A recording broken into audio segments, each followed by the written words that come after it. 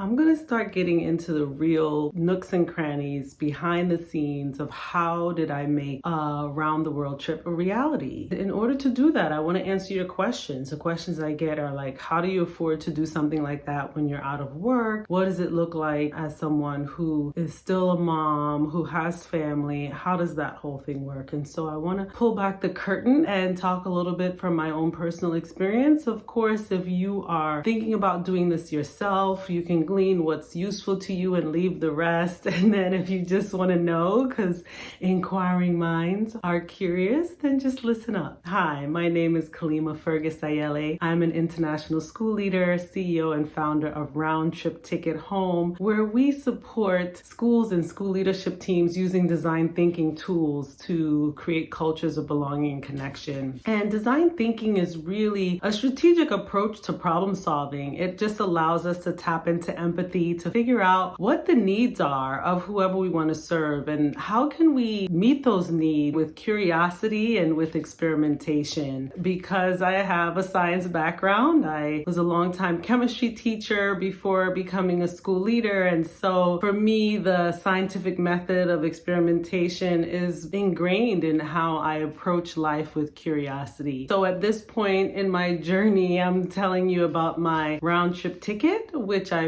purchased through One World, is the name of the alliance that American Airlines belongs to. And my trip started in New York and was set to go through Spain to India to Vietnam. I did have a trip to Singapore that was not included in the ticket, to Japan, and then finally back to New York. And the total trip was around 45 days. I want to talk to you about the reality of where I was at that point in my life. My job had just ended unexpectedly. I was leading a small private school in New York City, and the board voted to close the school after graduation. So we found ourselves with summer approaching, and really with me in a position where I had to support students and their families in figuring out where they would go to school for the following year. So it was a very overwhelming moment, stressful, also a lot of grief, the loss of a community, also I would say the grief of a dream of mine of being able to support families and students in New York City with an innovative and experiential learning style that we had at our school. And really, if I think about where I was at that moment, this might sound a little bizarre, but I couldn't afford not to go. And by that I mean I had just been earning a six-figure salary. I had,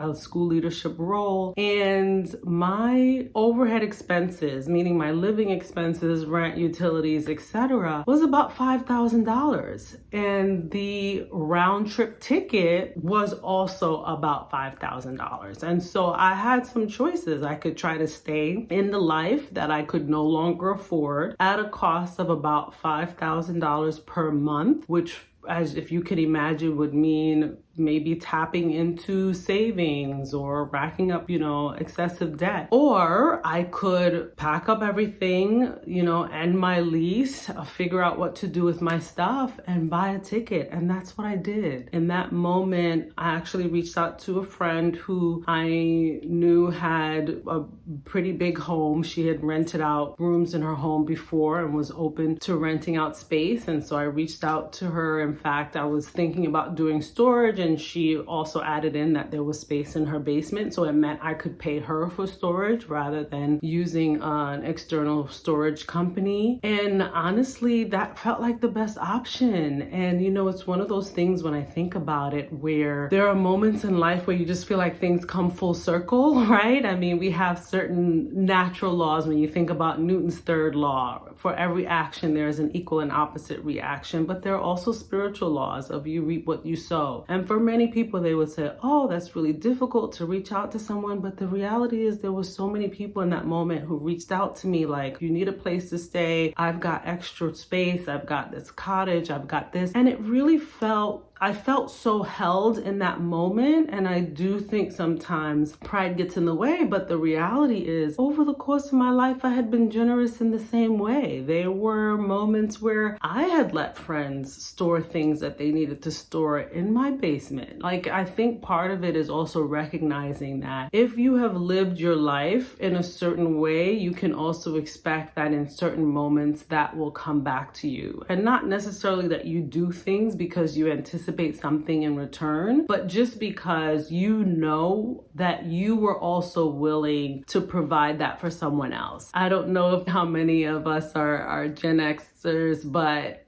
growing up on Golden Girls was always a wonderful memory of just watching these women in a particular season of their life. They had all had families and raised kids, and now they were in a new chapter and they were just living together and taking care of each other. And so it felt like I was stepping a little bit into that moment myself, with, of course, a very different piece of it being that I wanted to travel. My oldest was in Japan for a semester, and so for me, it was no doubt that this was the moment for me to make this dream a reality. So again, sharing that to say that even though there might be certain elements where people are like, what am I going to do with my blank, right? There's always an answer to that question. I actually didn't go through the process of selling my things at that time. I will be doing that coming up as I make my next transition, but I just got everything packed up and stored, and then that way I knew that once I figured out what my next step was, I would be prepared. So there's the answer to that, if folks were curious. If you have more questions